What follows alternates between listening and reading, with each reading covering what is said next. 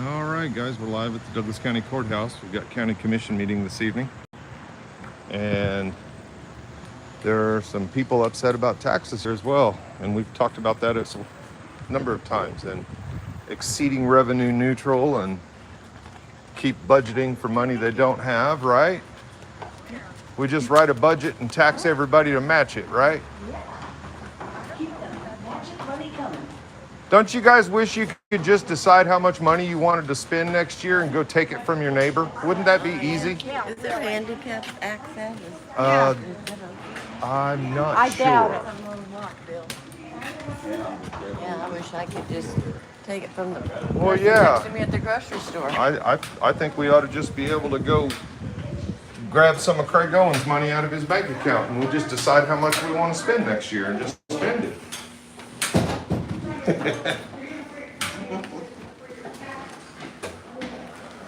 get the elevator when we're up here.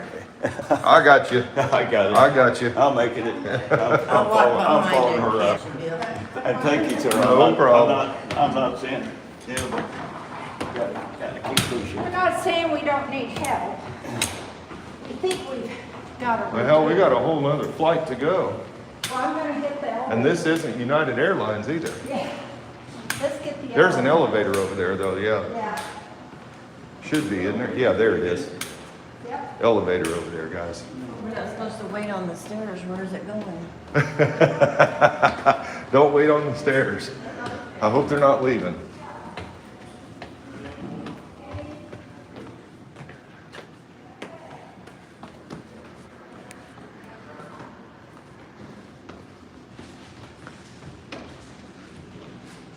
All right, guys. This is the main hall of the county courthouse. And we're going to go ahead and go into the commission meeting room. Oh, we got quite a few people here tonight. Look at that.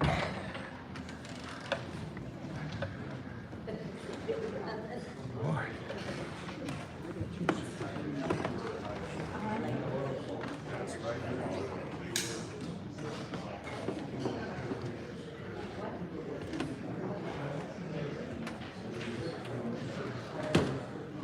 I think that's probably the largest crowd I've seen in here in a while.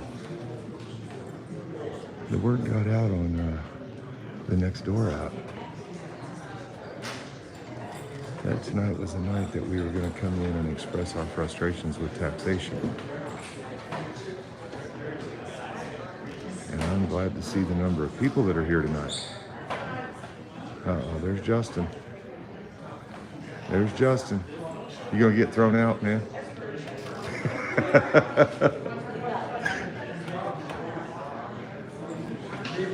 If it's not him, it'll be me. You better watch out.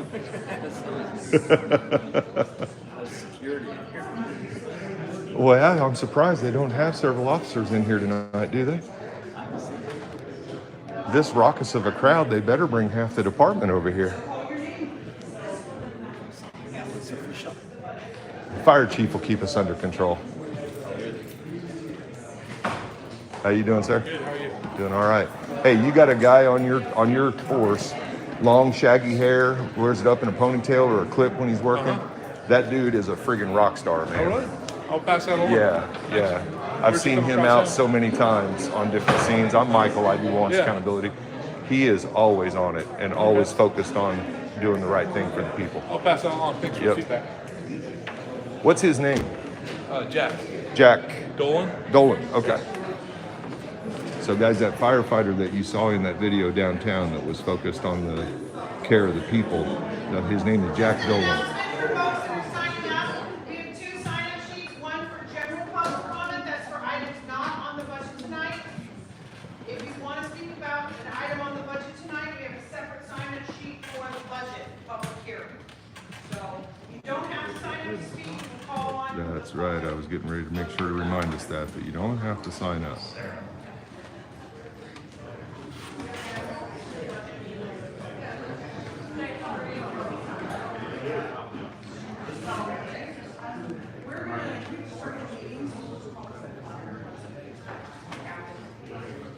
Yep.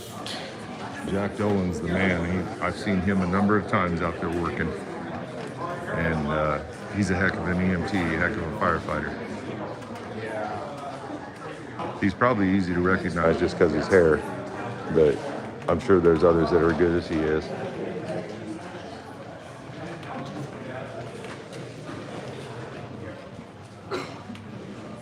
So yeah, nice crowd tonight.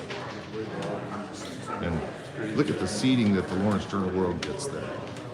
And he's got his camera out taking pictures. But that's the Lawrence Journal World guy here that gets front row seating. He doesn't sit out here with the audience. Thank you. Good evening. And welcome to the August 30th, 2023 Board of Douglas County Commissioners 5:30 business meeting.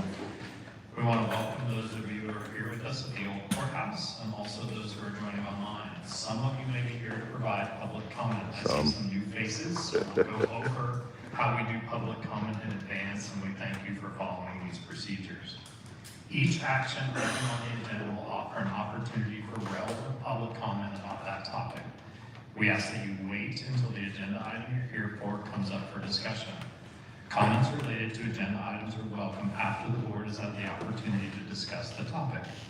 The Board of County Commissioners will invite comments not on the agenda during general public comment. That will be directly after considering our consent agenda. This is a time for addressing issues not on today's agenda, but related to general business of the Douglas County Commission. We will first call on folks who are here in person, and then we'll turn to any online commenters who are here with us tonight. If you're here on Zoom, please plan to use the raise your hand function when the time comes and listen for staff to call your name. All comments will be limited to 3 minutes. We ask everyone to give their full name and Douglas County residents for our meeting minutes. All public comments should be directed to the County Commission. Campaigning for public office is not allowed. We'll also reserve the right to mute or remove any speaker who is vulgar, rude, or inappropriate. The public should know that comments received by the Commission during our meeting do not represent the views of Douglas County government. If visual aids are used during the meeting, the presenter will share their screen. Please note that online participants will not be able to view them without a computer, smartphone, or tablet during tonight's meeting. Materials are published online for your reference as well. Lastly, a recording of this meeting will be available on our YouTube page and website. You don't have to. We have I 3 told them items on several our times I consent wouldn't, and agenda they don't tonight. push it. Then we'll do general public comment. That's the time for anyone who wants to speak on an item that's not on the agenda. Our agenda items include a combined public hearing to receive public comment from the 24 operating budget and exceeding the revenue neutral rate for Douglas County and the Douglas County Cemetery Special Districts. We'll also do open the public hearing to receive public comment on Consolidated Fire District Number 1 and the 2024 budget. Douglas And County. then we have a temporary business Douglas use County permit for Evergy. Those are our 3 agenda items. Then we'll do appointments, Commissioner and Administrator miscellaneous before we adjourn.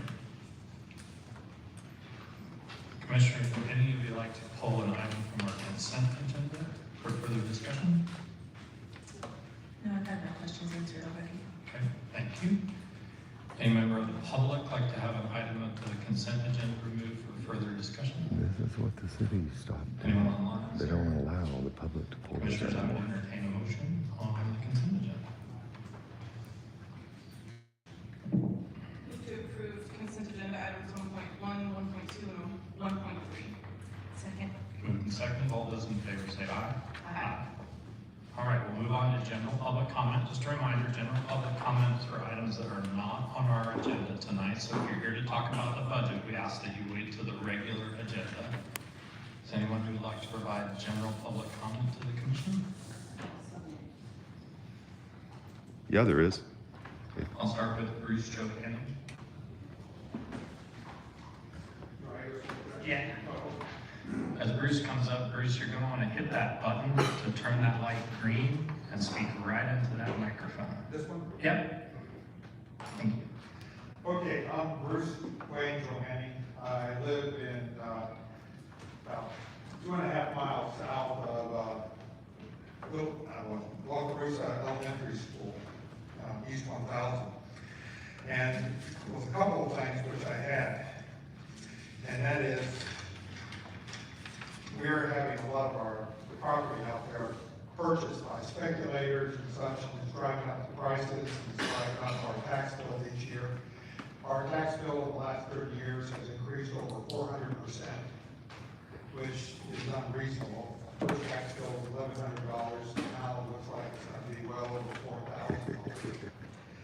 But also what we're getting is individuals out there that the county does not seem to tax on the same basis. The mansions are out there in the building, and right next to them, they're putting up 4,000 square foot metal sheds on 5 acres, and the county is approving building permits on these things as agricultural support buildings. These aren't agricultural support buildings. Most of these things are for is to hold somebody's SUV, boat, you know, Winnebago, and things like this. Or, recently, people are putting them up out there, 4,000 square foot pads, air conditioning, heating in them, and everything else, and they're starting businesses in there. Right now, in this corner of us, we have somebody that has, I would say, it is nearly 120 feet long by about 75 feet wide, and it can, one end can have semis drive into it. And it's a major business going on, people going in and out there all day. And the county says it's okay, even though the county regulation says it's not. Then down the road a little bit further, we have somebody that has between 20 and 100 cars at any one time without license plates on their property. And if they don't want anything happening to them, they go out in the woods and dump them behind their property. Right now, you can take an aerial view, you can count about 25 cars that's been dumped out there. I have brought this to the county's commission, in reinforcement. They know about it, they've known about it for years, but they do not do anything about it. And now we have someone else that knows them, has started the business just down the block from us, at the bottom of the hill. At any one time, you'll have 15 to 25 cars unlicensed sitting there on their property. And the county knows about it. It's against the county regulations as a business there, and they do not do anything to it. And that's pretty much what I'm sitting there saying, is that I don't mind paying taxes, but I don't like paying my taxes that are not my business. They're just driving the prices up on your property. I think that's 3 minutes. Thank you. Dude.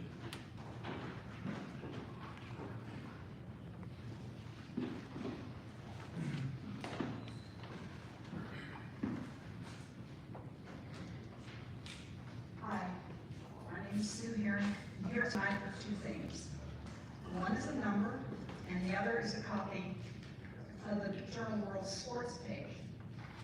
When you open the sports page, you go to the back, there's we had noticed today, page after page of public notices on delinquent taxes. The number I have for you, I'm sure broken into your brain, is $3,043,237.63. $3,043,237.63 that those total that are uncollected. My beef is, why tax us when that kind of bill is outstanding and uncollected? Thank you. Linda? I'm gonna wait my. Thank you, Linda. Anyone else would like to provide public comment or general public comment, something that's not on the agenda?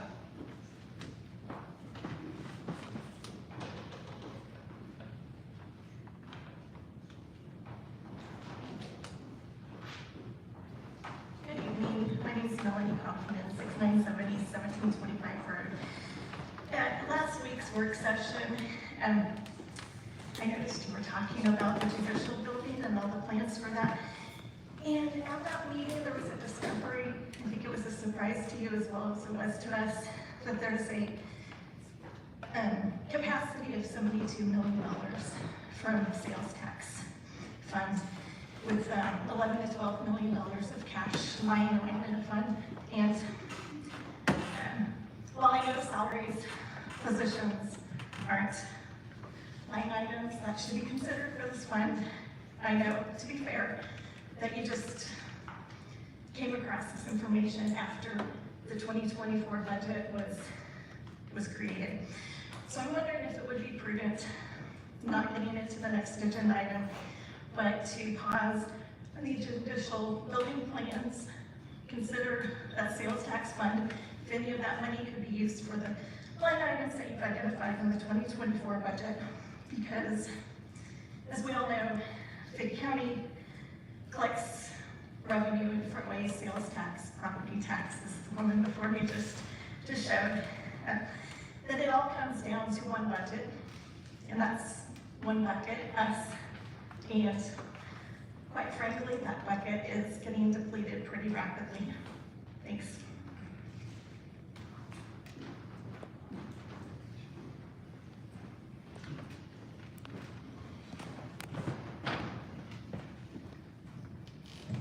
My name is Dr. Justin Spees. There's been a lot of talk lately about COVID mandates coming back, and so I'm here as my weekly reminder to you all to not bring the mask mandates back.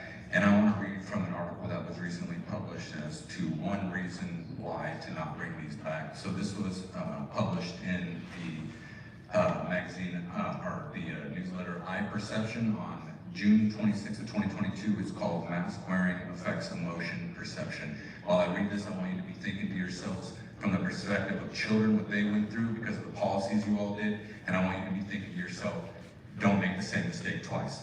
Understanding others' facial expressions is an important part of our daily interpersonal communications. Effective social communication relies on recognizing others' emotions during a conversation or interaction, and is a means of revealing one's own interpersonal emotional states to the listener. Because masks cover 60 to 70% of the face, obscuring the nose, mouth, cheeks, and portions of the face and the eyes, emotion expression and recognition during social interaction may be compromised. Indeed, recent studies have demonstrated that face masks negatively affect hearing, understanding, speaker engagement, and connection. Interpersonal connection is particularly challenging, partly because face masks dampen one's ability to express the appropriate emotion, and partly because they restrict another individual's ability to detect the expressed emotion.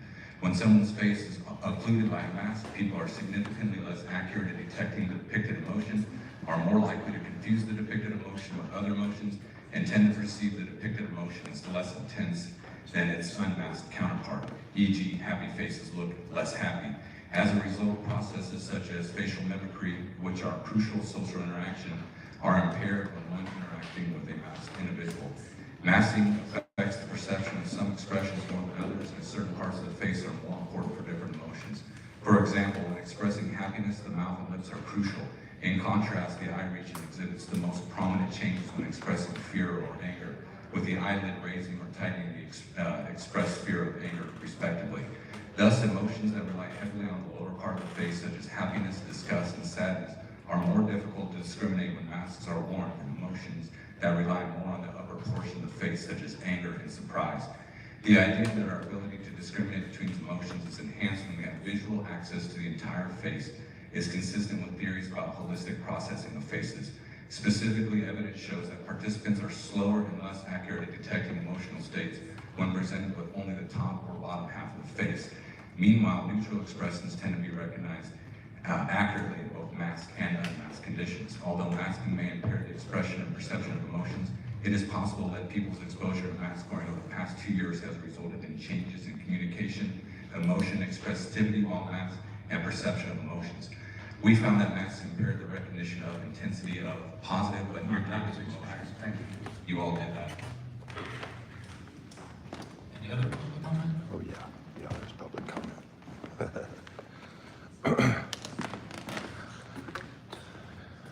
I'm Michael, Lawrence Accountability, and I decided I would come here and speak since the city's thrown me out. 60 days, that's not your business, so we won't really go into that. But that crowd out there is your business. And you need to understand that that crowd out there is tired of watching this county do some of the things that they're doing. and the decisions that you guys make in here, and what the crowd needs to understand is that one time a year in here, one time every 6 months in here doesn't do it. They're making decisions in here every single week.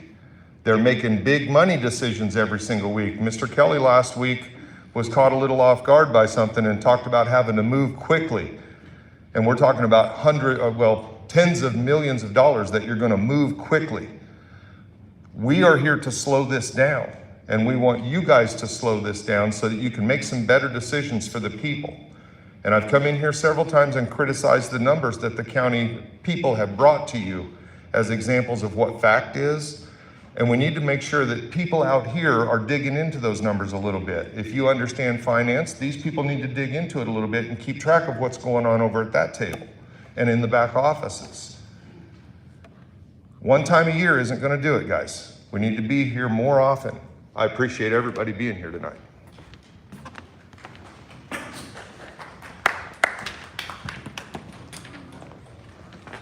Any other general public comment? We'll move to online.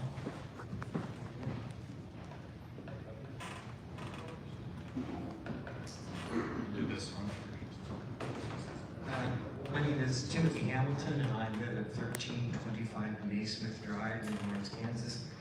I'm an economist and economics professor at Johnson County Community College. And what I would like to talk about is tangentially related to the budget, but not really. And that is, I'm the guy that is suing you guys, just so you know. I appealed my property taxes for 2022, and I went from the informal hearing to then the expedited hearing to then appeal to the Board of Tax Appeals in Topeka, and now I'm at the district court over here. And in the process of this, at each stage, the county appraiser's office gave me a little bit more info that they had not revealed prior to the commission, prior to that. And that's primarily what I would like to address is the demeanor and the relationship between the appraiser's office and the public, because it's adversarial. It's not a partnership. In Johnson County, if you get a property tax notice, they tell you these are the properties that are comparables, so you go in there and you know, and you can bring your comparables and you can have a civil discussion. You're given absolutely nothing whatsoever other than a date. The reason why I've taken it to the extent and the expense and the time is not because I'm a crazy economics professor, although my students probably say that is true. It's because in the formula that was used, which is called a multiple regression analysis, the third term changed the age of my house. They Benjamin Button my house. If you remember the movie Benjamin Button, my house was built in 1920. They say it's a house from 1970. And they're on the record in Topeka and saying that. I don't think they have legislative authority to do that. That's why I'm challenging it and doing that. But just think about that process. For me to learn that, first of all, you have to understand multiple regression analysis statistics. An economics professor does that. I think most laymen probably don't. So how is someone equipped to even contest the value of their property, the layman? Well, they could, if they would drop a couple $1,000, go get a second appraisal on their property. But think about all the things that have to be done. My point is there's an adversarial attitude between the appraiser's office and the public, and that has fed into this on top of the issue on the mill levy and the amount of the taxes, because people don't feel like they're getting a fair shake.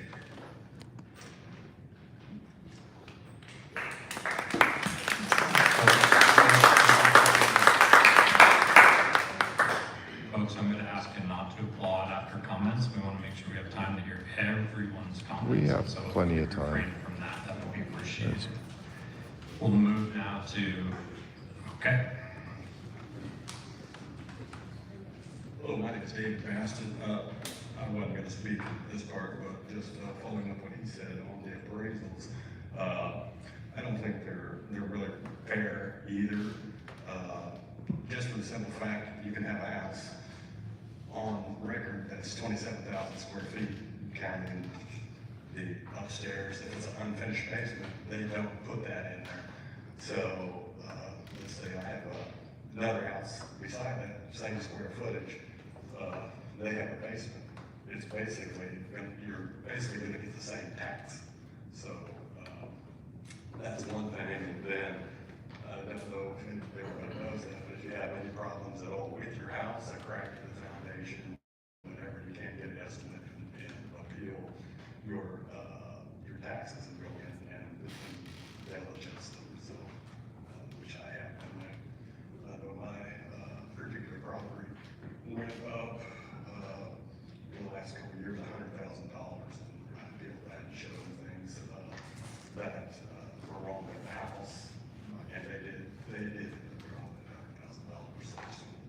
So, straighten that up. Thank you.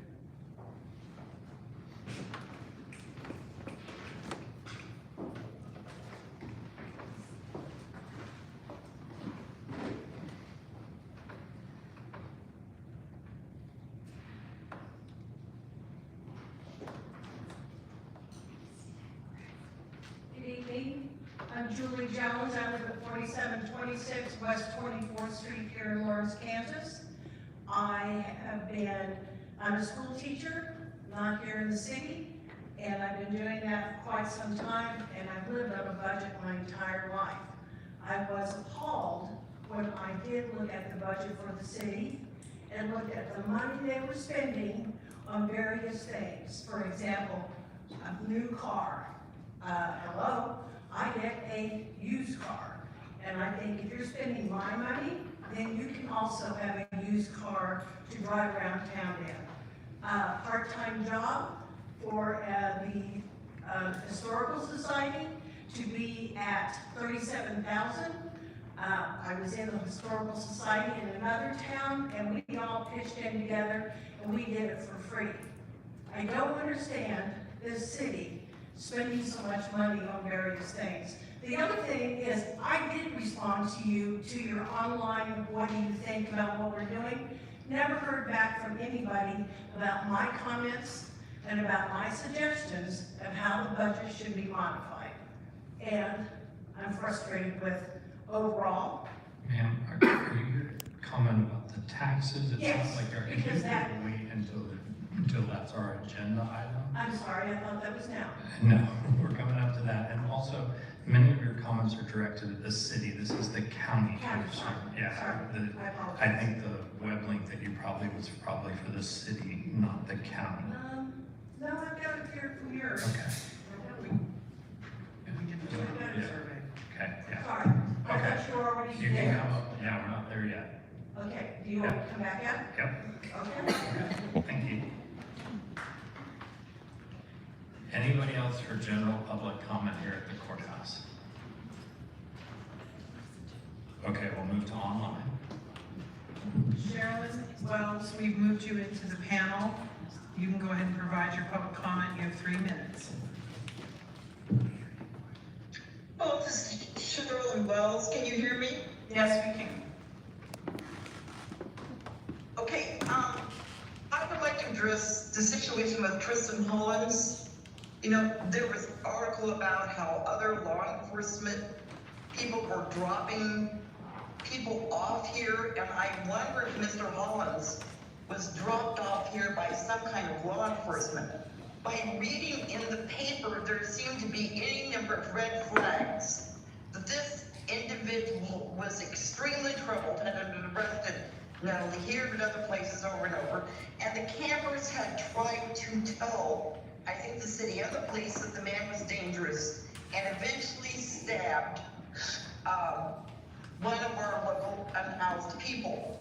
You know, when things like this happen, then people judge everybody that's unhoused, that they're dangerous, and, you know, that we should be afraid of them. I mean, this kind of thing creates a lot of problems. And I think that not only the city but the county, you would do well to listen to the voice of the unhoused people when they say that there's a problem. I would like to speak to something positive that happened. The cooling center the city did, what I would say about it is when I went over the volunteer, there were any fights, people were very appreciative. I feel like if people had some place to go, you know, live or be, some of this violence, not all of it, and the frustration and strife that you see in the cities, you could cut down on police calls, emergency room visits, and you would actually save money by having a day center or something, or some place for people to go, because you're sending out the police, you're sending out emergency people, and so forth. I also, with the celebration of the people moving the Sacred Rock back, I have been deeply concerned for many years about the care system properly caring for the Native Americans here, indigenous. That I don't feel like the care system has done near as well as we could for our local Native Americans here. Because I've met any number of them, they're fine people. I hope that this issue, all the things about how they were treated in the past and the transgenerational trauma for the boarding schools and all the different things like denying their culture, their spirituality, and their ability to speak their own language, I think has had a negative effect over the generations and their ability sometimes, and it's changing to trust white providers and white professionals giving them help. I would like to see a real public discussion about this kind of thing. Thank you for listening, and there's other things I'd like to discuss, but I know you're very busy. Thank you. What else on my list, Sarah? Okay. That will close general public comment and move on to our first agenda item, which is to conduct a combined public hearing to receive public comment on the 2024 operating budget exceeding the revenue neutral rate for Douglas County and Douglas County Cemetery Special Districts within Douglas County. And I'll turn it over to Sarah. Thank you, Commissioners. I'm going to give the presentation tonight. Our budget manager, Cami Owens, is here as well, in case you have specific questions on the budget, and then Cami will be giving the presentation on Consolidated Fire District number 1. Sarah, you're real close on that mic. I'm sorry, I will one side, pull up this presentation. It's hard to do two things at once sometimes. Let me get this one.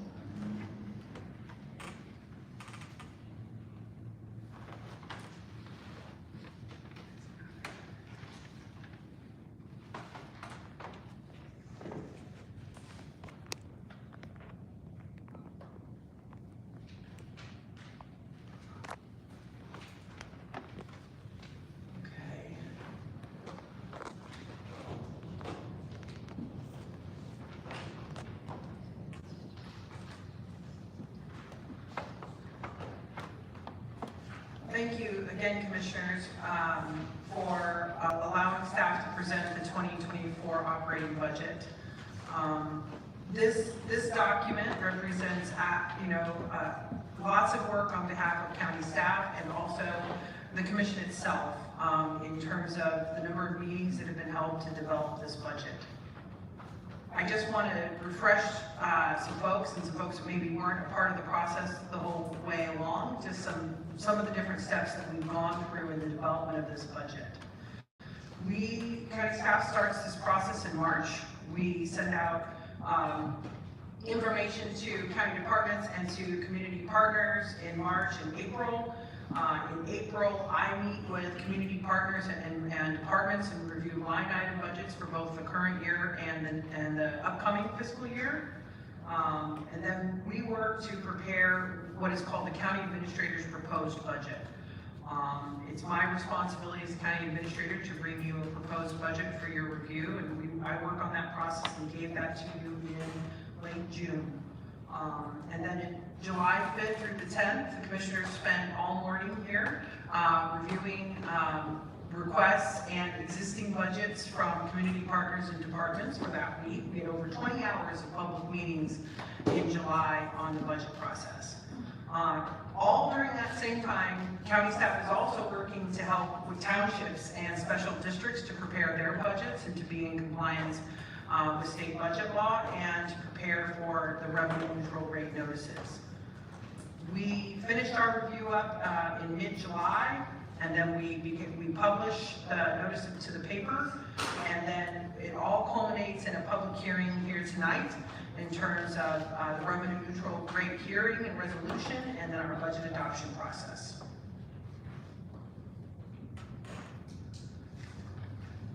The county budget for 2024 reduces the mill levy by 2 mills.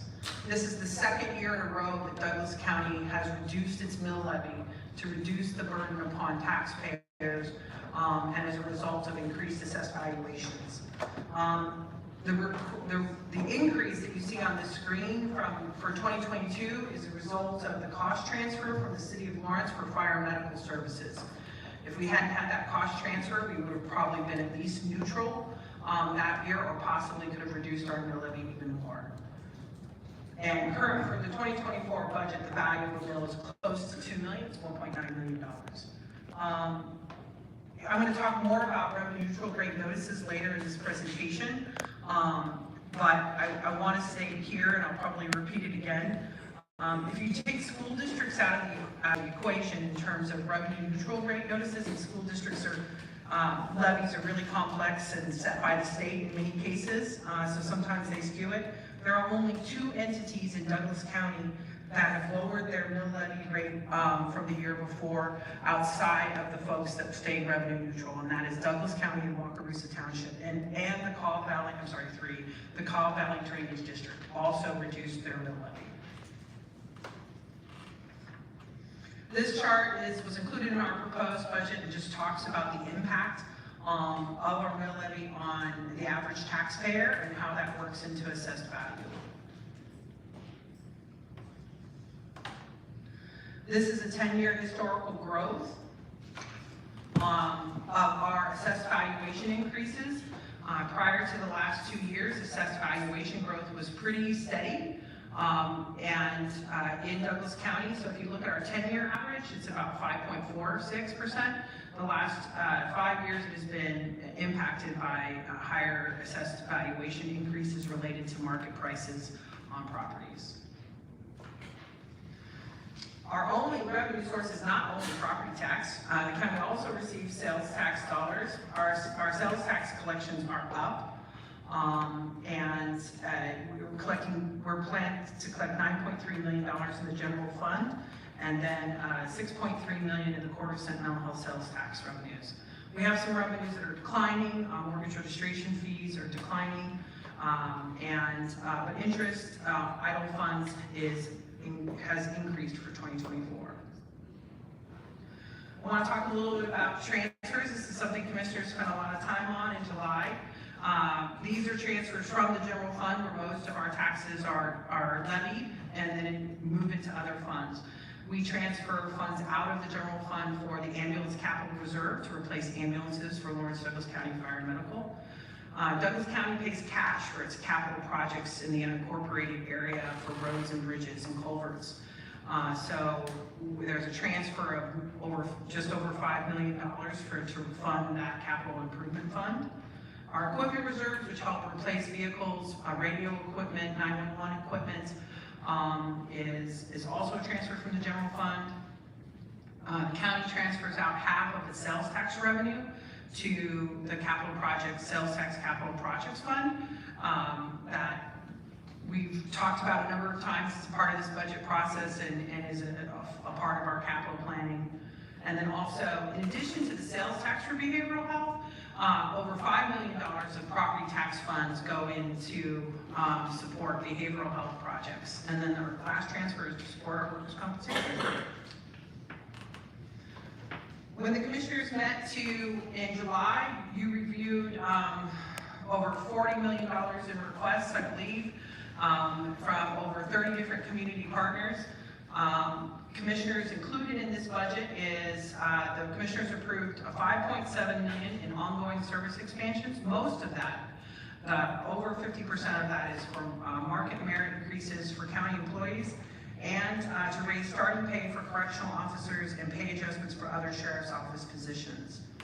In addition to that, there was $3.4 million in one-time expenses that will not hit the mill levy, that will come from fund balance, and the majority of those are for supportive housing projects and from the behavioral health sales tax fund. Just a little background on the revenue neutral rate notices, R&R, as it's affectionately known around here. The state legislature passed this regulation to send out an additional notice to taxpayers related to revenue neutral rate in a few years back. So this is about, I think, the third year we've sent notices out. Cam, is that right? Maybe the second year. We're required to pass this notice if the county intends to keep $1 more than it received last year. So it's important to note that, we are reducing the rate at which taxes are. We are going to collect more, but we're reducing the rate at which the taxes are collected. But the notice is required to be sent out if you're planning to keep $1 more than the previous year. And as I mentioned earlier, I'm pretty sure I've got this right. I think I have my pages mixed up. There they are.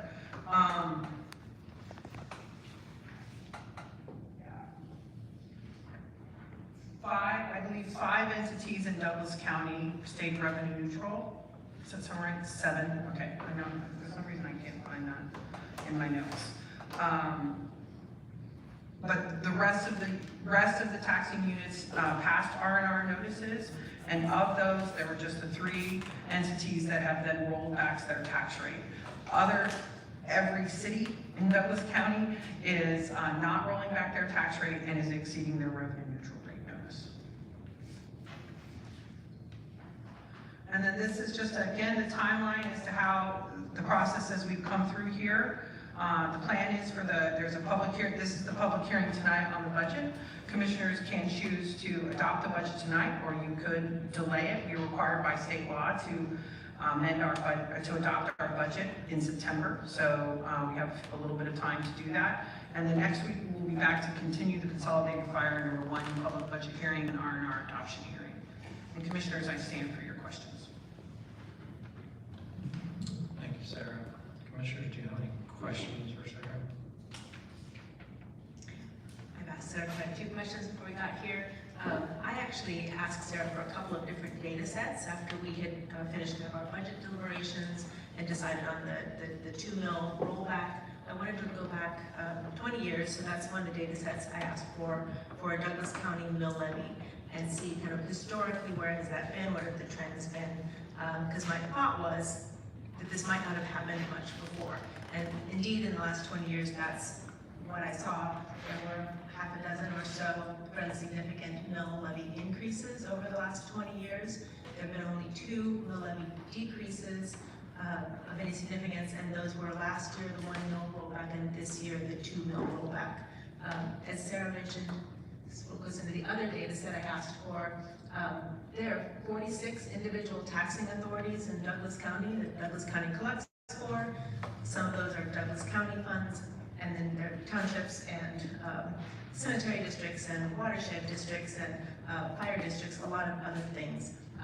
As a rural resident, there's a dozen of them on my tax bill alone.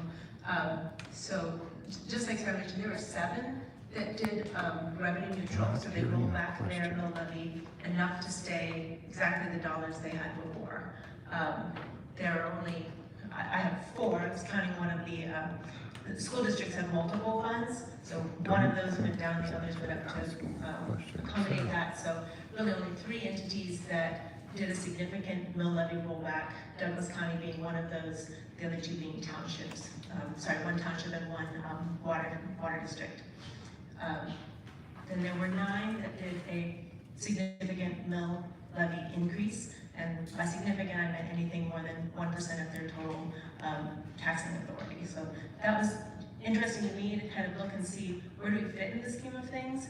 That doesn't mean we don't have more work to do, but I wanted to see kind of across the board when people are thinking about their taxes. I think they think that this is the one and only place to go for decisions on that, when really either whether you live in a city or in a rural area, there are multiple taxing authorities, each one of them that has a board that is having a hearing like this.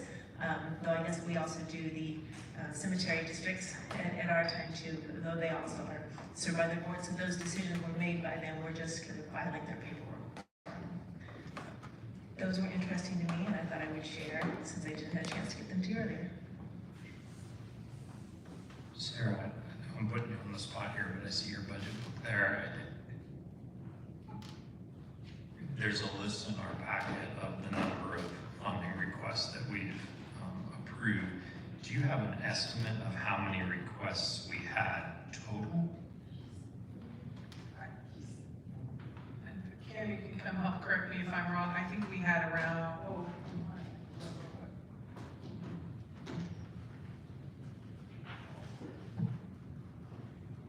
25 is what I'm showing here in terms of different tasks. So in terms of the requests, the number of requests that we have, you're looking for the total dollar amount? You know, or just even an estimate. So we had 25 different supplemental requests on our current budget. Is that right? We received requests for over $16.8 million in requests. And there were 30 different requests. Okay, so 30 different requests and $16.8 million worth of requests. Okay.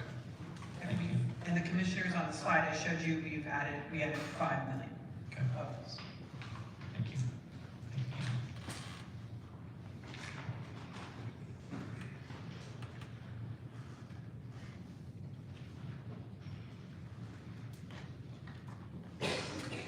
Mr. Chair, would you mind, this is relative to some public comment that we had, if we ask Sarah to just give a clarification on the 72 million that came up last week, that is, it's not sales tax, it is, if you can just give that whole background rather than me going through it. This was to Ms. Kaufman's discussion.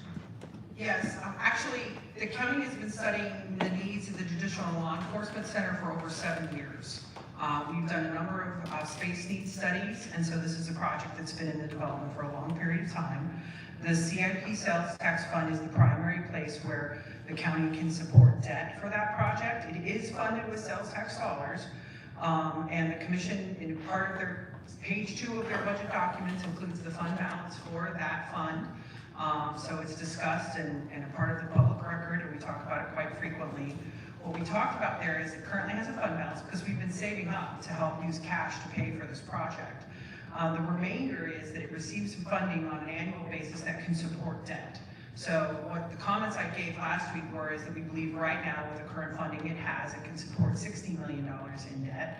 And then it has the fund balance of 13, so it could, if you added 12 of that, keeping some to maintain debt coverage, we could support $72 million in debt on a courthouse expansion.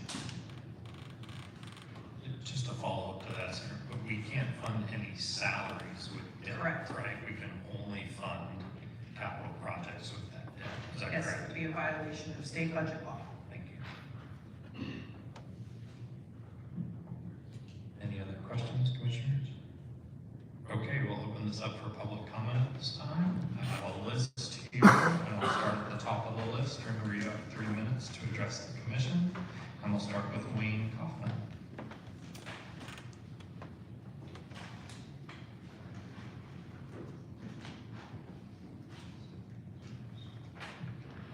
My name is Wayne Kaufman, 584 East 1700 Road, Albany City, Kansas. I had some prepared remarks, but I'm going to deviate a little bit from those from the way that you have just recently here said what you have said. I'd like to say that I believe the reason that the legislature passed a revenue neutral rate law was not to have you continue in the way that you have continued for the past 20 years or whatever the time frame might be. The reason for that law is to cut through the fog of the stuff that you have to work through. And if I were sitting in your place, I would be completely confused. Your staff has to do this kind of thing for you. So you have all of the ability to look at the rates and all of the things that are being asked for and the additions that are going on.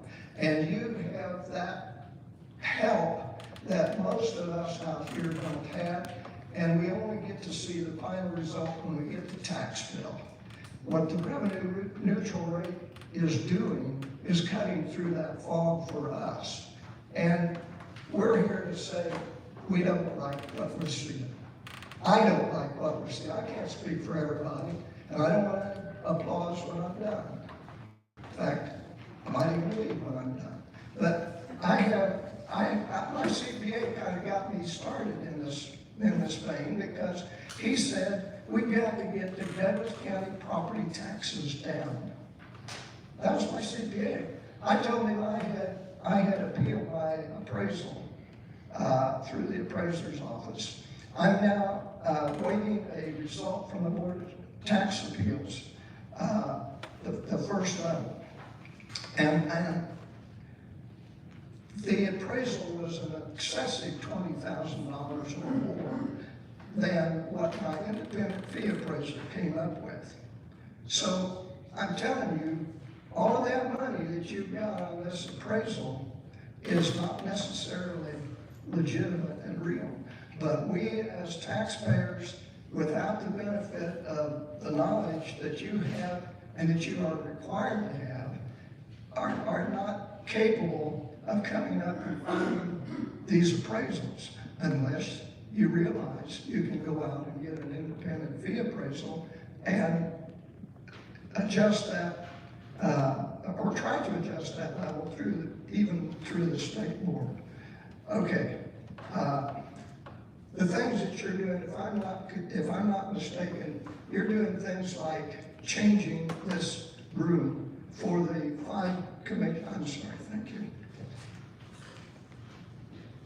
Melanie Kaufman?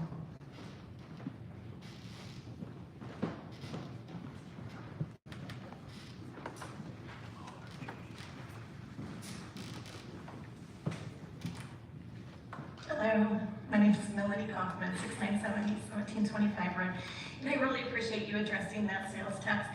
I noticed when I was at my seat, there are 15 line items out of, I think, the 30 requests that are still funded that are not salary or new positions. So I ask for you to consider that for my last comments. I would like to say that Douglas County, thank you for reducing the mill levy by 2 mills for the 2024 budget. But since our assessed property values increased by an average of 10.98%, you're planning to add $4.1 million of brand new funding without eliminating any current county services. So that is why I think most of us are here tonight. Now, this is an interesting juxtaposition.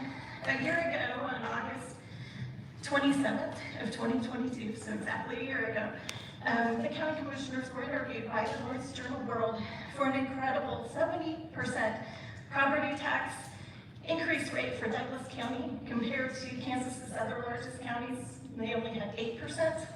And the county commissioners at that time in the North Journal World were giving, sorry, but the excuse of an example, KU Innovation Park, why the county's tax base was not increasing. And one of the commissioners, albeit none of you, but representing the county commission, said figuring out how to address issues like that, which not every community has, KU, will be important to reversing the county's property tax trend. Now, we get to the 2024 budget. I'm sure you know where I'm going. One of the line items in the 2024 budget, you guys tossed in $225,000 in one-time capital funding for phase 4 expansion of the KU Innovation Park. So which way is it? Are you saying they aren't paying taxes and then you're giving them money? I mean, that's kind of confusing to all of us. So I offered a solution in my previous comments this morning, it feels like this morning, earlier this evening, and I really, please vote no on this, and please keep it revenue neutral for all of us. Thank you. Jenny Kaufman?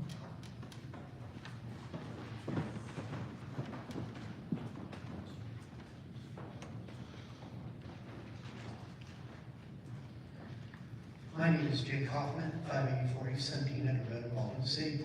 I like the last name Hoffman, and maybe future speakers here could change their names. That'd be great. Anyway, I applaud the commission for the 2 mil reduction. Good. I do not applaud the commission for the increase in the property taxes. I mean, if you can reduce the mill rate and my taxes still go up, there's a problem, all right? We should rein in all the excess spending. And if you look through the budget, you'll know what I'm talking about. It reminds me of the gas prices. They'll go up a dime, they'll go up 20 cents, and then we all cheer like crazy when they drop a penny. There's wrong thinking in that. I read a biography of Joseph L. Bruno, who happened to be the Senate Majority Leader in the state of New York. And his idea was to help the people. Everything that he spent, he tried to help the people. I don't see that happening here. I see you helping groups of people. And that's what separates the whole of Douglas County. We are fractured, we are not together. And you guys are a big part of that. Like it or not, that's the way it is. Sarah Plinsky said that assessed values have gone up an average of 5% the last 10 years. I believe that little thing that she put up there was quick, and that's what I got from that. However, my property taxes have increased in double digits. So I would like to partake in the 5% instead of the 20% or whatever property taxes that Sarah Plinsky believes that our average tax rates have gone up. So in conclusion, I would like to ask the county commissioners to vote no on this budget, if you will. Thank you.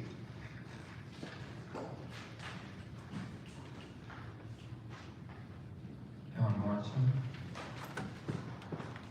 I had to check and make sure it didn't say cough from John.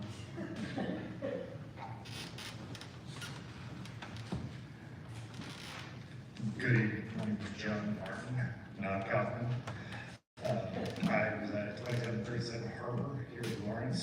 I've been in Douglas County 2 years and some change now, and in that period of time, my taxes have gone up roughly $1,000. Pardon me, I'm running a few hours of sleep. So, a few things I want to bring up tonight. Budget documents are unclear. So it does not specifically highlight the delta in spending that you would typically see in the executive format that shows the differences in the last few years, specifically the difference between the 2023 budget cycle and the proposed 2024 budget cycle. That should be kind of clearly laid out so that we, the community and the taxpayers, can identify where you guys are justifying this additional spending. So, also, advertising the levy decrease while raising the increase base value of property is still a tax increase, no matter how much lipstick you put on a pig. That's a lot of lipstick. So, I'd ask how the county justifies a $60 million increase in spending over the last 2 budget cycles. Have we had a corresponding increase in demand for services? Have we had that much additional population growth over the last 2 years? I mean, I'm one guy, but I don't think I justify the 60 million. How do you personally justify a 40K increase in the commission salary in that same period of time? That kind of stood out. I'd also ask affordability. How does this align with Douglas County's proposed goals of increasing affordable housing? All you're doing is increasing our mortgage amounts, you're increasing the rent amounts through the commercial properties. So the end result is going to be less affordable housing. So for the sake of brevity, I'll cut myself off and defer to others for additional questions, but I'd like to strongly encourage the county to table the budget process until the community can better understand the justification of these increases. Thank you for your time. Pamela Neal.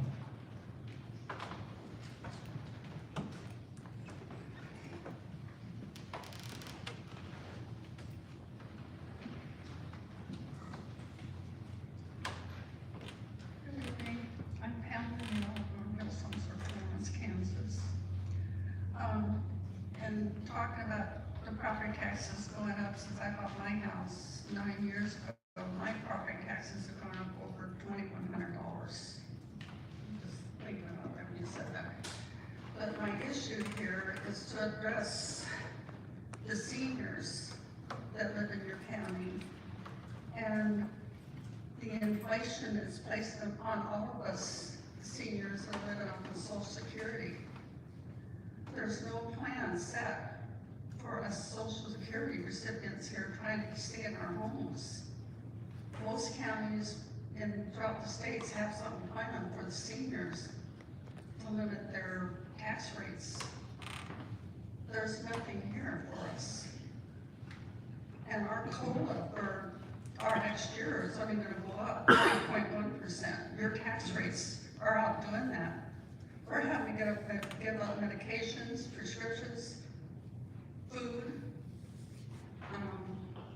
I'm trying to raise a disabled, take care and support a disabled 32-year-old. I can't do it with these property taxes.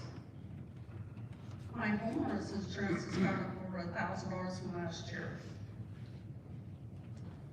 Vehicle insurance has gone up about that. The inflation has just gone up too much. COLA is only 3.1%. How are we seniors supposed to manage your tax rate hike? You've got a lot of seniors here in this county and on fixed incomes, and you're not addressing us. You're dealing with the homeless and helping them. What about us? So I'd like to see a fair resolution for this. That's all I have to say.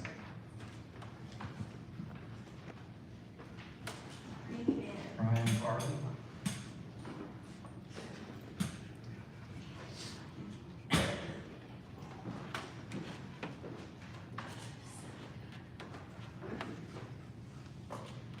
Assuming it's on, the green light's on.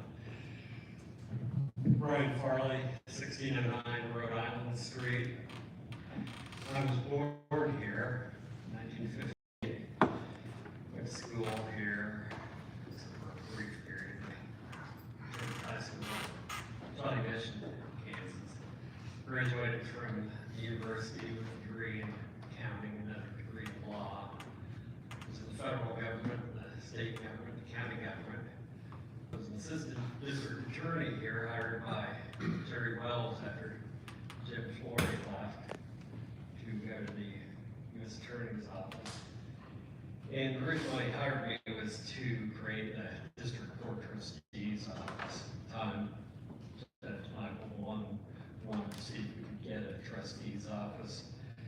The county commission was not thrilled with it. Louis McElhaney was the commissioner at that time, who really drove the issue of money, and he was opposed to it. But when I convinced him that it was better to have that service done locally than at the state or federal level, and could show him the facts, he agreed that it made sense as long as we had a sharp pencil, which we did. And Craig Wynot would always say to me, because I was a department head, he'd say, Brian, if I had all my department heads like you, it would make my life so easy. Because you under promise and you over deliver. You always come in under budget, and that makes my life easy. And I don't know that you would recognize what's happened to the county. I know there's a lot of different things going on. I've been over things for 30 years after I left government. And I left government because I could see the direction it was going in. And when I left, I told the county that I did not want my caper's pension. I was fully vested in my pension. And they said, why? Why would you do that? And I said, because I know that Kansas has unfunded liabilities for its pension, and I'm going to take multiple times what I haven't put in, and it would be unfair. They said, you're insane. I said, give me my money. It's a moral principle. Today, I look at what's going on, and I see seniors who are going to lose their houses. I see young people who can't even afford a house. I see working poor who have to decide between medicine and food. And I'm outraged. I'm outraged. And anybody who else is outraged is joining with us because we've started an organization to fight. We might not win tonight, but we will be back. Thank you.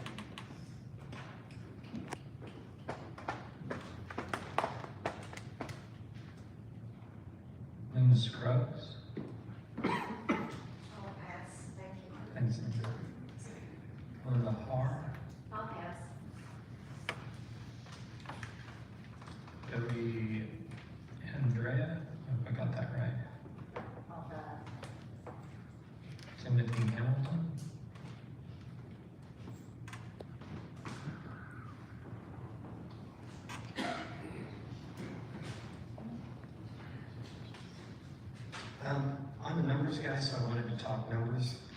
It looks like if you look at the mill levies going way back, and 10 years ago, it was 37.152, and then it went up to 41 in 2014, 2015 stayed about that, ratcheted up to 44 in 2016, it stayed at about 46 from 2017 to 2020, and I appreciate very much that the Commission is looking at reducing the mill levy by 2 points. And I appreciate very much that you guys have taken the time out of your lives to run for office and become commissioners. But as the previous speaker discussed, if our property values go up by 10.9%, and because of the mill levy, our tax percentage drops 1%, we're still paying 9% more. And quite frankly, I'd do cartwheels, I'd be so happy if I only had a 10% increase over the past 3 years. And what we have happening with these going up and up and up is exactly what they're describing. And as an economist, you can see the dynamics. This is becoming an elitist town that only the very few, the very wealthy can afford to be here. As a landlord, I have students who are renting apartments that I have, and I'm charging now $700 for a one-bedroom studio, which I would have dreamed of a few years ago. Who's going to be able to afford these kind of rents that are going up? I don't want to charge that.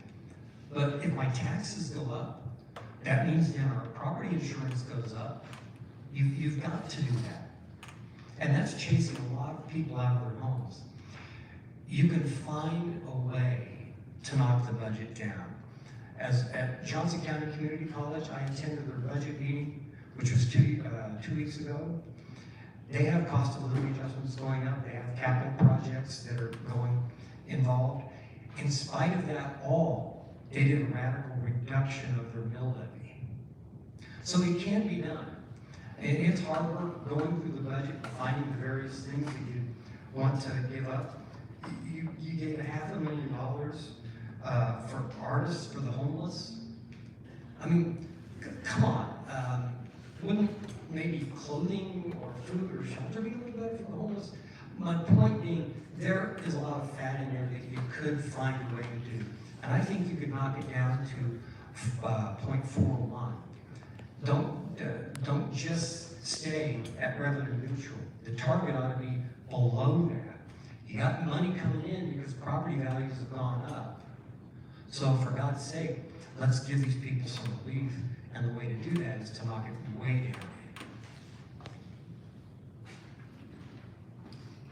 Any other public comment on this item?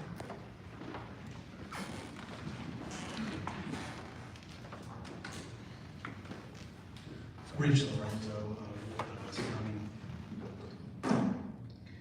I'm going to ask you guys tonight, do you really care? Douglas County residents are struggling. The cost of living for Douglas County families has risen sharply since 2021. A recent report in the Wall Street Journal and from the Congressional Joint Economic Committee estimates that since January of 2021, the average Kansan is paying $725 in additional monthly costs, which comes out to $8,700 per year. Food, utilities, fuel, and taxes for Douglas County residents have risen sharply. In the midst of this, while most Douglas County families tighten their belts, that means cut things from their budgets. The Commission is seeking to expand the county budget by $27 million. That's a 14.2% increase over last year's budget. Why not tap into the county's robust savings? That's what most families have to do. Why not give the citizens of Douglas County a refund of some of their property taxes to help ease the pain of inflation? You know, the founders of this country made it very clear that the government needed to be restrained. You need to take this as an opportunity to restrain yourself from spending more money and actually pull back. You might want to tell yourself, oh, we're doing this for the community and the community needs whatever. I guarantee you, people would appreciate if you gave them back their money and gave them the freedom to spend their own money. It's irritating. And you might sell it to the public. I love how Ms. Flincy, oh, we're cutting you 2 mills. That's so nice, thank you. But they're gonna see a big increase in their property value and their property taxes. And when those statements come out, they're gonna know who to blame. They're gonna know who to blame. And if you don't stop this madness, I hope the citizens of Douglas County vote you out in 2024, those of you that are up. If you really cared about the residents of Douglas County, you would be doing everything in your power to take less of their money and to limit your involvement in their lives. Thank you.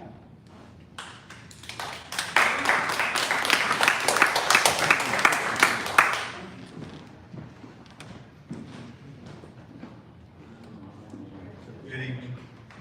I'm Greg Bovee, rural Douglas County. I'm a concerned resident of Douglas County, like many in this room and many all across our county. I'm concerned about the operating budget process. We heard about it from others. It's smoke and mirrors. I'm concerned about out of control spending, escalating ridiculous property assessments, and then property taxes that fall. No, I just didn't get your name. I'm just really gonna use your comments from here, but I mean, I can catch up with you some other time. Brian Farley. Huh? Brian Farley. F-A-R-L-Y. Okay, and what's spelling it, Brian? B-R-I. Farley? Okay. B-R-Y? B-R-I. A-N, Farley. What's the name of it? I just wanna have it correct. Douglas County Taxpayers Association. Okay. We're on next door, you can find us in the public group. Thanks. It's interesting what you guys are interested in. With taxing Douglas County. If I look at specific line item, just the county commissioners, in 2 years ago, $643,000 made up of salary, contractual, and miscellaneous expenditures. In this budget, it's nearly $1.2 million. There's a $475,000 miscellaneous expense. What is that? And quit claiming victory on a mill levy rollback when our property taxes continue to escalate. Please table the approval, reduce the budget.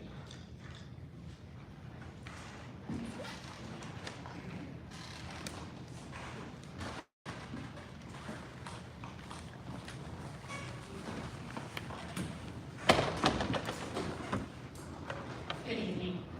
Dr. Eric Anderson, 862 East 1500 Road, Baldwin City, Kansas.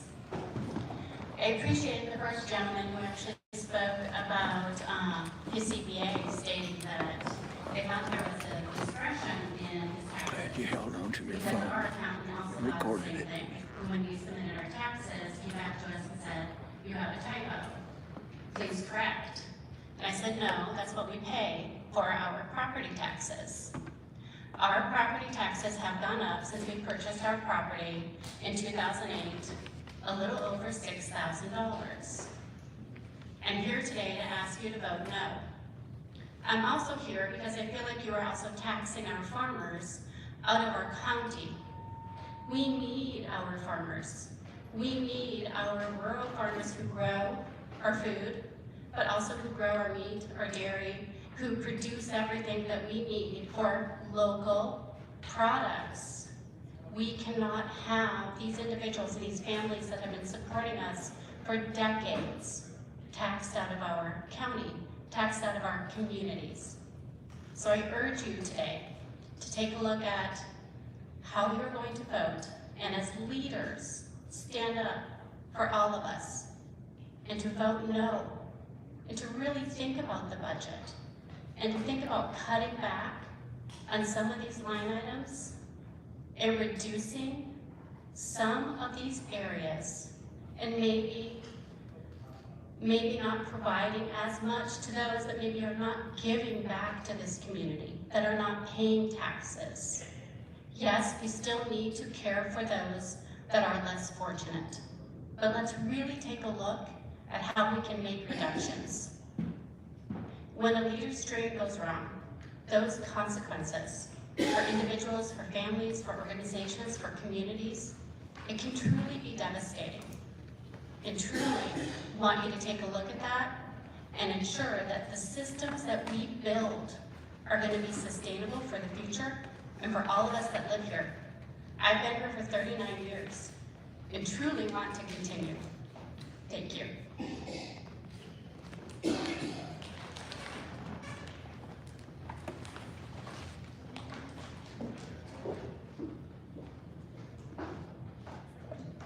Hi, I'm Sofiana Rivera. I live in 1425 Maidstone, and I'm here to ask you to vote no on this budget because it is really hurting the community, as you have heard from all the people here. And I'm just going to tell you a story. I manage a property for low-income people. In the last 4 years, with an increase of $20 in the rent, I've seen 4 people move to homelessness after the end of their lease. Just in July, a young man who was physically handicapped moved to homelessness. He tried to get assistance from different sources for 4 months. At the end of his lease, he had to move out. It is nice to give people money for homelessness. It makes you feel better. But the person that receives it, you will never reinstate their sense of safety or their sense of security. So the source of homelessness in this town is very much the increase in the rents and the increase in the property taxes, which would go round and round. Evaluations in 2022 went up 30%, and we're deep back. With the tax increase, my taxes went up considerably higher. I cannot support that. The renters cannot support that. You're pushing people out of town. Like somebody mentioned, this is an elite town. It used to be that people here were from all social classes and all incomes. That is not happening. We pay your salaries, and this is the first time we get to speak. We get to comment on this budget. That is just for this first time. And you mentioned that there are other entities that belong to, that take part on our taxes. Yes, but you 3 represent and make a decision or 35% of our taxes. So your vote tonight counts very much on the safety of a lot of people to continue living here in Lawrence. Thank you.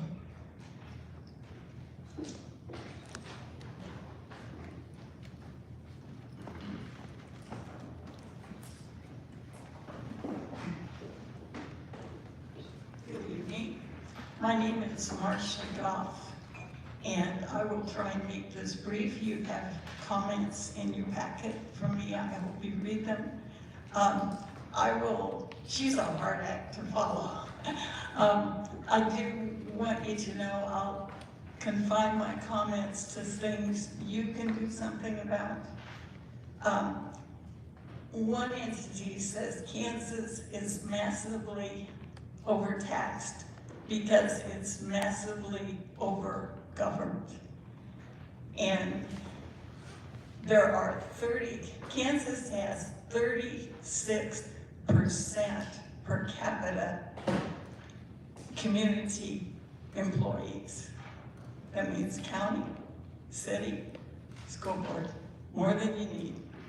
And I'm not saying that Douglas County's that, but I wish you'd take a look at it. I think that would help.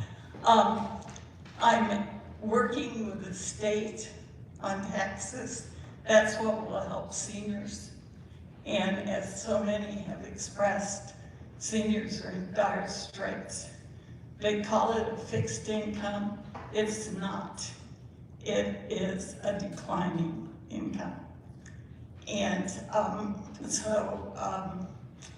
best thing you can do when someone comes to you and wants money, think about the people it's coming from, especially seniors. And I will tell you, I was advocating for seniors long before I was one. So, thank you very much.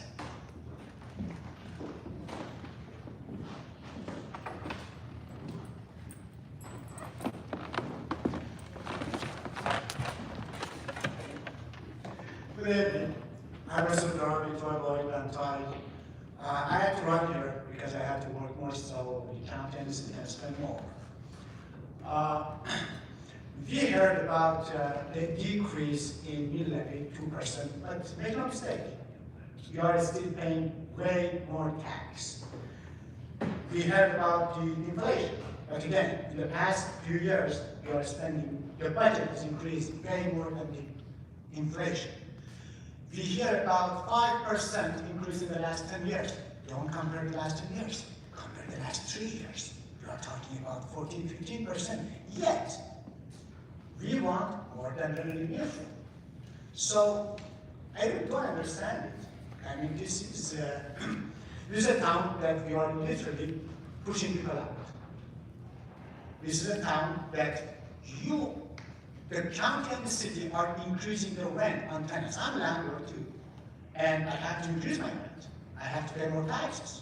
I have to pay more insurance. And quite honestly, it is not me who is increasing it. It is the city and the county. Now, our seniors, the increase in their salary is not even close to the percentage that you are increasing the tax. So our seniors, we are just pushing them out.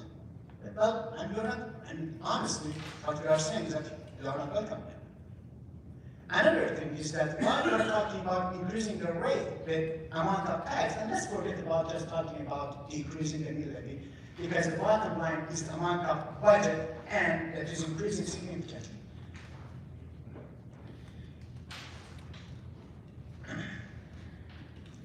So when we talk about increasing the budget, there are a lot of applications that wants to basically get tax raise. I mean, just at the very day that the city was considering increasing the tax rate, there was an application for giving 15-year break for developers, and I believe both the county and the city has approved it. So which one is it?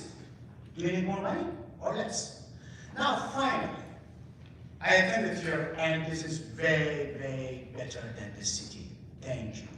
But I really hope it's not like the city, because they just listened to a few comments.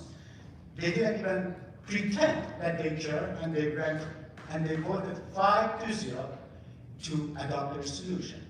I really, really urge you not to vote no, or at least table it. Look at your numbers a little bit better, because I see questions from that the numbers are not even clear. Thank you so much. Please vote no.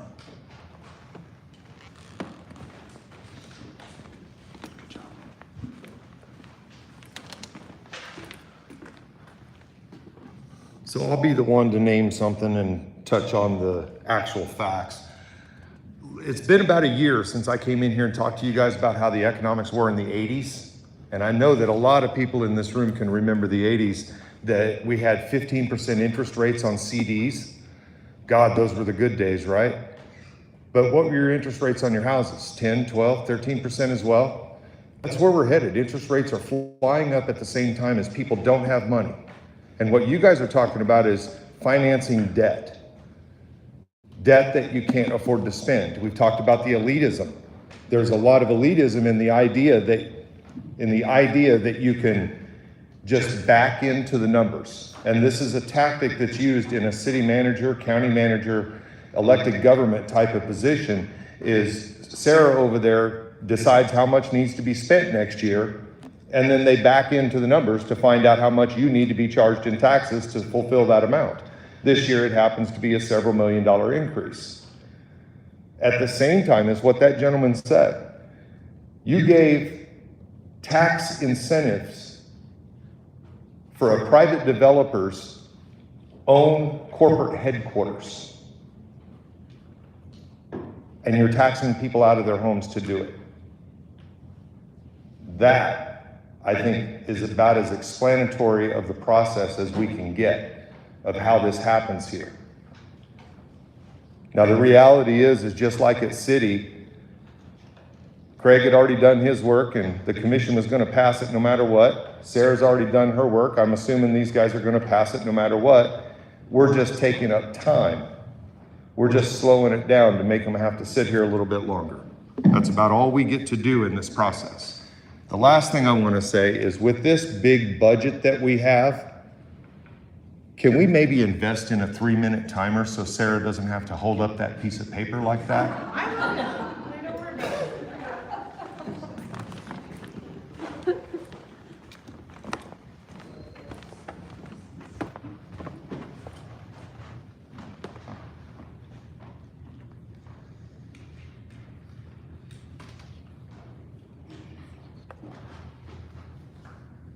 Did I get it right this time?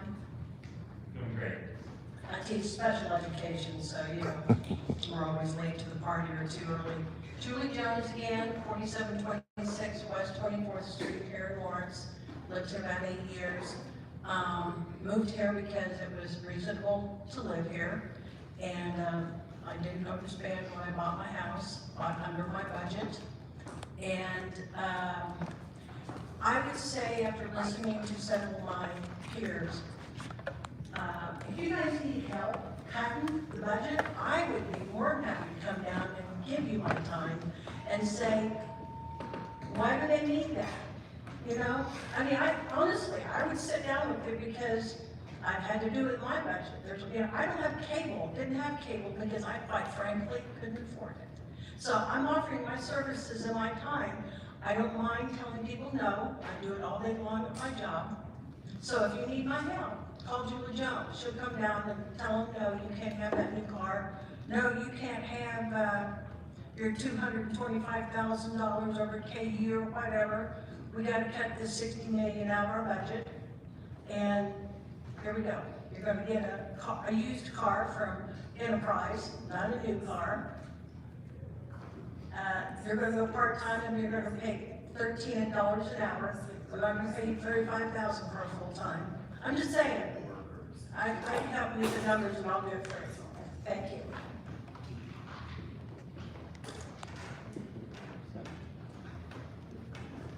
Any other public comment?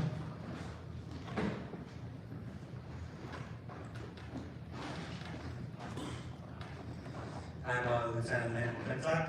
Along with my wife, Lieutenant Megan McClintock, we serve as the administrators and pastors of the Salvation Army here in Lawrence and Douglas County. The Salvation Army has been helping individuals in Douglas County since the year 1886. And our most recent relocation to the address 1202 East 23rd has not only enhanced our accessibility to individuals with disabilities, but has also provided us with increased space and improved parking facilities. Our transition to this new facility in October of 2022 has increased our capacity to serve this community, and the significance of our move to this building is best shown by the growing number of individuals and families that we have been able to assist. For instance, because of the surge in demand, our food pantry has expanded to operate 3 days a week. And we are on track to provide over 4,000 households with assistance, and then also marking a 30% increase compared to our former downtown location. Furthermore, helping families with utility bills has already surpassed last year's total by 37% within the first 7 months of the year. While our presence is most visible during our red kettle season throughout the holidays, we provide hope and help year-round to those encountering different crises. We extend our gratitude for the Commission's consideration of the Salvation Army's request for $1 million in funding for our capital campaign. This campaign seeks to renovate our facilities to encompass a commercial kitchen and dining area, expand our food pantry, our offices, and welcoming lobby. And we eagerly anticipate approaching you next year once our capital campaign is well underway. The Salvation Army is known for its commitment to aiding the least, the lost, and the last. We eagerly anticipate further discussions regarding potential partnerships with Douglas County, of course, and working collaboratively to nurture a brighter future for those that we have the privilege to serve. Thank you.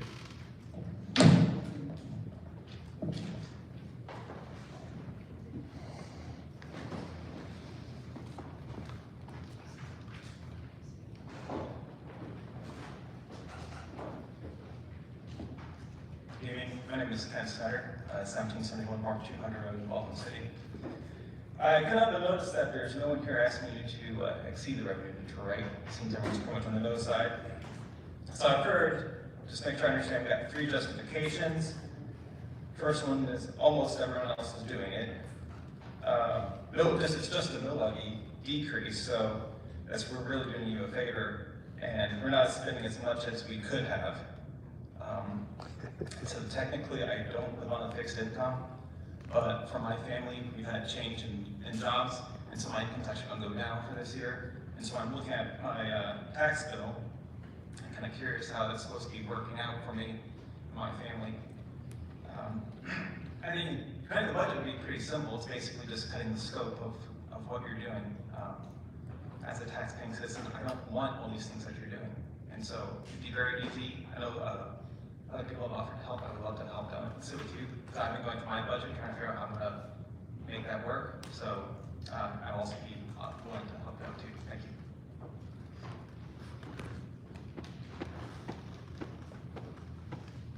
Any other public comment?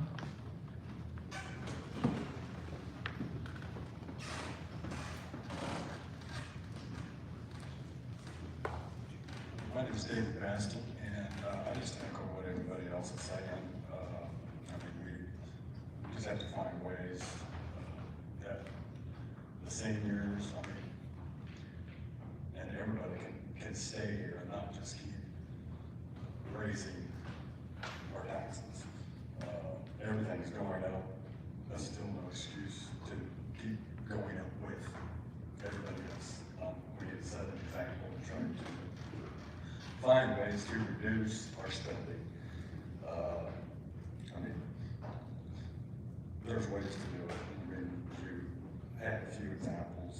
There's many more ways we can do that also.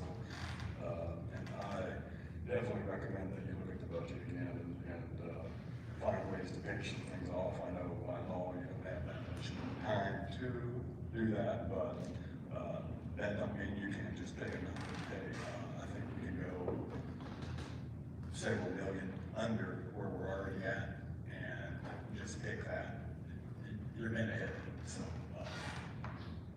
and then there's a few things I know. Well, I know people need to get paid, but in the last 2 years, the salaries of everybody has gone up, well, $8 million. There is, sorry, yeah, some of the stuff that we're giving money to, like some people have brought up, I mean, the artist helping the homeless. I mean, we do need to help the homeless, but there's ways to help them as far as you can't just give them stuff. You have to get programs that make them account for things. And I know, I mean, I've got family members that have been homeless for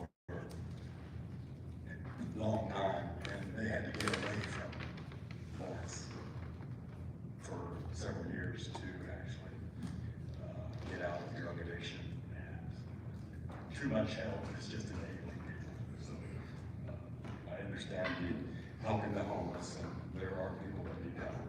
And I just don't quite get, I think the artists for helping the homeless are out in Missouri, so I just looked all this stuff up just on my way over here. So, yeah, there's Urban Ash. I know Lebanon County and the city of Lawrence are by far, I would think, the best donors, because they got $2 million for that. And the list just goes on and on and on. There's ways that we can do this, and I just hope you guys listen to the people that actually came out, and there's people heard. I mean, just like, I have a son, and I mean, he's a vet tech here in Lawrence, and he can't even, I mean, the housing prices are David, ridiculous. Thank you.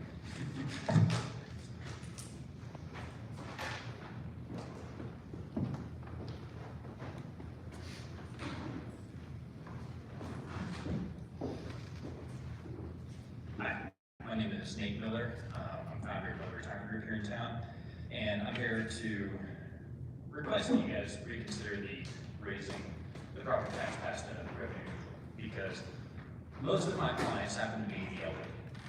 And this happens to be the part of the community that has the least ability to increase their income in order to pay for these property tax increases. I want to read you something here real quick. And I apologize if I repeat anything because I came in a little bit late since I was working. This one here says, "Hi, I'm going to leave the name out. I will be 72 years old soon. My husband Rich and I sold our house last July, which we only owned for 9 years. Moved into a townhome rental because we didn't feel physically strong enough to keep up the property. We wanted not to have to worry about maintenance. We like the new neighborhood, but we've already had a price increase due to rising taxes and are concerned if we're going to be able to live here the rest of our lives. Our taxes were rising on our house, and now we're worried about the rent prices going up due to that. Can't seem to catch a break." This is one example. I deal with this daily. People telling us how the taxes are increasing past the levels that they should be or that they're sustainable. And I don't know if you guys are aware of this. Florida had a $21.8 billion surplus. That alone would run our entire state for 2.5 years. They did it without a state income tax, and they also did it with a lower property tax rate and a lower sales tax rate than what we have. It is possible. I think raising the taxes past the revenue neutral point is lazy. Do better.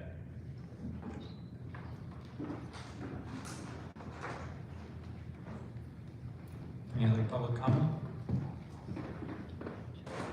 Okay, we'll move to online comments. Or do we have any online? Yes, we do. I'm going to move Michael Kennedy into the panel.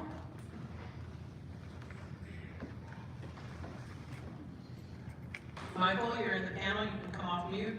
You have 3 minutes to provide your public comment. Hello?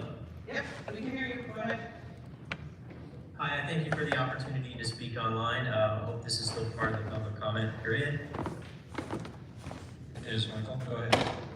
Okay, thank you, commissioners. Yeah, Michael Kennedy here, rural Douglas County. I have to echo the people who've already spoken. I guess I will say that I am a little concerned off the top that you've limited public comment to 3 minutes. I don't know if that's in the true spirit of KSA 79298. I think that could be a little bit overly restricted in terms of time period for some people to get their points across, because they do have a lot of them.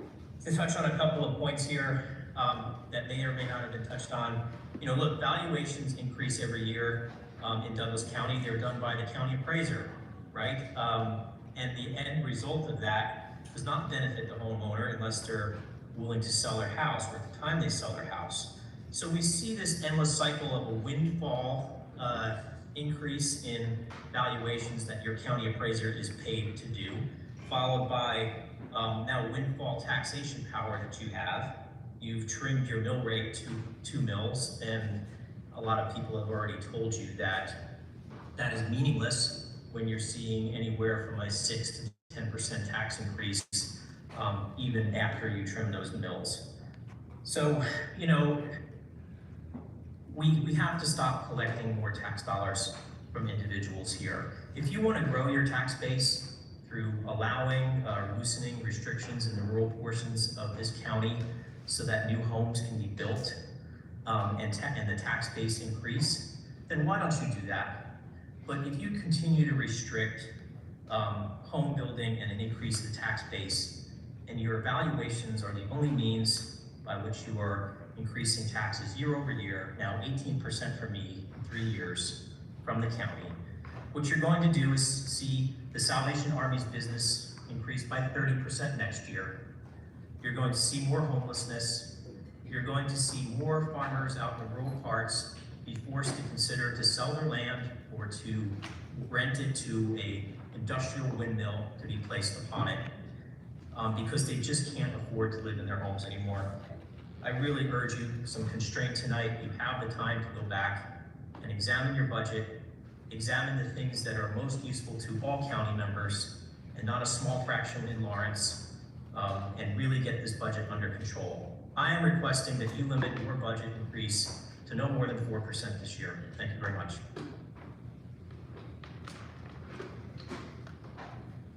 Diana, we're going to move you into the panel. You're you're in the panel, you can come off mute and provide your public comment. Hi, I'm Diana Bretz. I've lived here for 30 years, and Lawrence was great 30 years ago. It's really getting tough now. And part of it is we're not even considering staying revenue neutral. Never have been revenue neutral in the times that you've had the chance to be. Let's shoot for that as a goal, okay?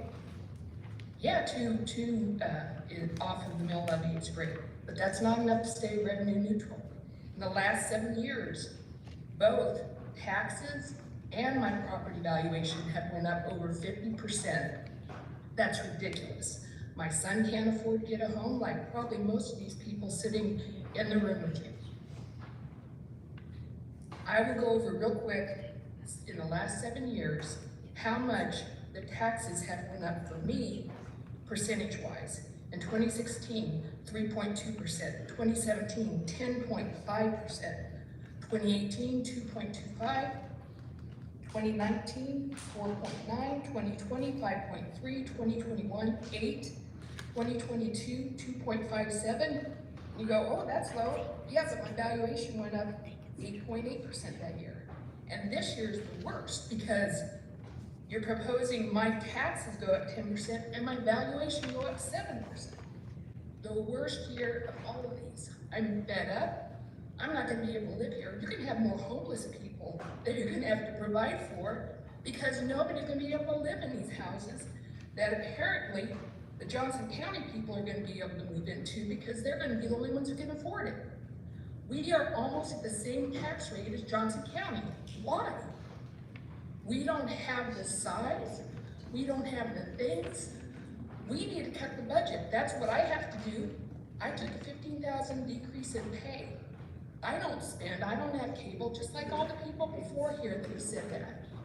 You have to cut. Thank you. Commissioners, we don't have any other hands raised online. Thank you, Sarah. Close public comment on this item and bring it back to the commission for further discussion and or motions. Mr. Chair, would it be appropriate to have Jill give us just a rundown of what Artists Helping the Homeless is, that the name doesn't really necessarily speak to that program very well? Can you talk about that? There were several questions about it. Sure. The county has had a partnership, a contractual funding agreement with Artists Helping the Homeless that started in 2019 to provide respite housing services for individuals that have been discharged from the Douglas County Correctional Facility who are entering homelessness with co-occurring, more often than not, co-occurring disorders of substance use disorder and or mental illness. They're provided with respite housing, that's housing for anywhere from 60, 90, 120 days with wraparound supportive services and transition services to support their recovery, their physical, their mental health recovery, and promote independence, whether that looks different for each individual. Sometimes that's jobs, education, medical, health needs. It looks very different. We've got some really strong information that we hope to bring back to the commission later this fall about the impact that program is having in terms of impacting our recidivism rates in the Douglas County Correctional Facility that we just started looking at our project team. So it is proving that it's having an impact on our jail population and we hope having a larger impact on the community and those experiencing homelessness. Thank you. I add to that just a little bit that I've served alongside these guys that are receiving the services in the community. Some really excellent outcomes that we're seeing there. Folks, getting jobs, buying cars, buying houses, going to school, getting degrees, because they've had this intervention at the timely time in their life and kept the recidivism lower because of it. I would also I know we're just picking on one line item there, but there were several comments about it.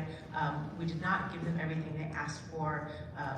They have another project in the works, and we sent it back and said we would like to see more break-in funding, so funding from other sources before we look at that again. So that's just one of many, many discussions that we had during our process, which is entirely open to the public.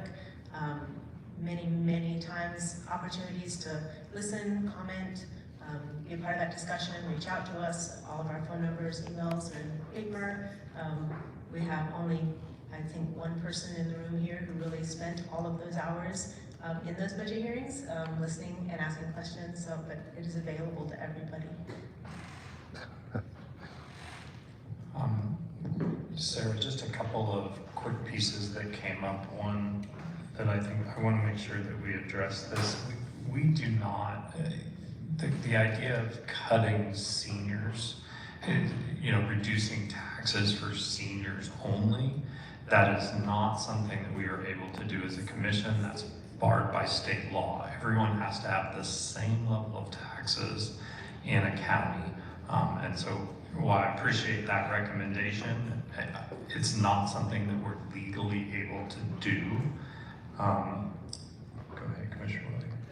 They're spending all this time justifying why they're going to vote yes. Yeah, I can't listen to this nonsense. There was another one about taxing farmers, and I want to be clear that property taxes on agricultural land, they are not taxed the same as residential land is, or commercial or industrial taxes. I told everybody I wouldn't get thrown out, but I'm going to go ahead and get myself ejected. Why don't you address their concerns instead of giving them excuses why you're going to vote yes?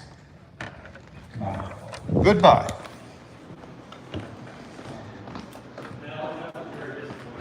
Huh? That was very disappointing. Well, that's why I just went ahead and got myself thrown out. How'd you get yourself thrown out? Just told them that they needed to address the concerns in the room rather than making excuses for why they were going to vote yes. And told them I would leave, but they're up there making all the excuses for why they're going to vote yes after they just got done listening to everybody in that room. It's a predetermined outcome. Yes, and it's predetermined because what we have is a situation where our system of government here puts all the power in Sarah Plinsky's hands and all the power in Craig Owen's hands. And the people that are on the dais in both rooms, in both commission rooms, they do not have the time nor the inclination to get as deep into it as they need to be able to understand what she's doing. Yeah, and they're rubber stamping because they have constituencies that agree and have influenced the city and the county government. So it's basically there's the illusion of democracy, the illusion of freedom, the illusion of free speech. It's all illusion. These meetings are simply traps. Right. They give you a path to say, look, here's your chance to participate. Here's your chance to come to these budget hearings. Like anybody is going to have time to come to budget hearings. Well, not only that, but then when, and see, I noticed that they do this a lot too. Karen Willie made the reference to, well, there was only one person from this room that was at those meetings. Like all these people that didn't go to every one of those meetings, they don't count. Right, exactly. If you weren't at all those meetings, you have no right to speak. Exactly. And so basically all you can do is fight them at this point. I mean, the only thing we can do is fight. Yeah, well, and that's why when I get thrown out of here, it's usually on my own accord because they usually do. I've told the sheriff this too. The county runs a lot different than the city, and I'm thankful for that, but I'm seeing the same things start to happen with Yeah, it's not good. Yeah, it's class warfare. Yeah, That's what it is. It's class warfare. and my thing is getting. I just want to say something to them and leave. Right. So if that means I get kicked out, I get kicked out. Right. Oh well, that. Anyway, remind me again your name. You're Brian. Brian. Okay. Good to meet you. And put a face to a name. I like the history you have of where you've gone. Yeah. Well, I mean, my history is very different. I told people in the group, my mother is a war refugee. My father was homeless. So my parents were a refugee and a homeless person. How many people can say that? Right. Not even me. Not many people. So, so a lot of things that, they say, which they virtue signal about on these things. Well, you know, I think I'm more qualified to speak on those issues than they are, because what they're doing is wrong. The way they're treating the homeless is wrong. Yeah. And you know, it's a mill. It's a homeless industrial complex. It's serving a grifting class. Well, and you know, the thing is when they talked about artists helping the homeless, I mean, I've seen them guys and talked to Mr. Wu a number of times. He's the guy that kind of runs it a little bit. Or maybe Mr. Wu is different than that. But in any case, I've talked to the artists helping the homeless. My question is where's the results? Can we see some tangible results there? Yeah, you can't measure it. Because of everything that's happened out in the North Lawrence, at the North Lawrence site, as far as I can tell, there's not a success story out of there in all this time. How do you measure the success there? Oh, he made a nice piece of art, or hey, he told us a nice Well, story. Artists Helping the Homeless, it's not actually doing art. They're just artists that come out and help the homeless. It's just their name. So they're getting money. So basically, we're subsidizing people to make art by having them volunteer some time. What we're apparently, the way they described Artists Helping the Homeless is their transitional housing. And I don't have the whole complete scoop on them, but I do know that with all this stuff that's happened out in North Lawrence, that I can't point to a single person out there that there's a success story where they've been housed or. Budget, right? It's got a budget. Oh, a huge one nowadays. Where's the money going? Exactly. What's the money for? Well, and that's the interesting thing. I don't know how many people are aware of this, but Bert Nash, their people were making somewhere in the teens as far as dollars an hour. Well, those are people that are supposed to be doing professional service work. Well, when the city started putting their site staff members out there in North Lawrence, they started them at $25 an hour. So they're automatically paying people that are just nothing more than, you know, site monitors, just standing there watching the place. They're paying them several dollars an hour more than the people that are supposed to be the professionals to help resolve these issues. And yeah, you wonder where the budget goes. I can tell you where a bunch of the money went. Over there at the Stone Barn Firehouse on Lawrence Avenue. That's where they stored all the pallet stuff. You know, and what was that? I don't remember what the number was. 7.9 million is stuck in my head, but I don't think that was all for pallet. But in any case, there's millions of dollars over there. It came in 3 semi-truck loads, and I know a semi-truck, they don't roll those for cheap, you know. But yeah, we keep pushing, but I'm interested to see what they end up voting. I'll check it on the live stream later. I think they'll approve it. You know, maybe they decide to delay it for a little bit, and then they'll say, well, we're you know, but you know what? Maybe let's say they put their pencils sharpen up a little bit, because you know they put some fat in there, knowing that we were going to be here. You know, they probably. You know the other thing the city's doing now? I got on them, and several people got on them about all their change orders, about how they were increasing the expenses on projects that they'd already approved. So now what they're doing is they're building in the change order into the original request, and they're budgeting it high. And so, well, here's our budget. We'll just go ahead and spend it. Right. You know. Basically, they have to. I mean, it's a whole new class of people in government. You know, you no longer feel like they're accountable to the taxpayer. When I was in government, it was when I started. It was accountability. When I started with the federal government, actually had a code of responsibility. One of them was, you know, you were responsible to the taxpayers. And that ethic is gone. By the time I left, there were a lot of things that really pissed me off, but one of them was the State Department of Revenue started producing unconstitutional things. And what they were doing was they were using driver's license photos and putting them into a facial recognition database, which was against the law, it was a violation of the law. And I pointed it out to them, and they sent one of their... Did they vote yes? They haven't voted yet. They're still justifying it? They're still justifying it, or did they actually start to address your concerns? No, they're talking about what It's frustrating to hear them justify all the reasons why they're going to vote for something after they hear all the people say don't do it. Well, yeah. But, That's the way everything is. well, I know you do, but vote again. I gotta go, Brian. All right. It's good talking to you and good meeting you. You need to be voted out. Yeah. All right. We'll see you right. Take care. Well, guys, that's the Lawrence Douglas County Commission meeting.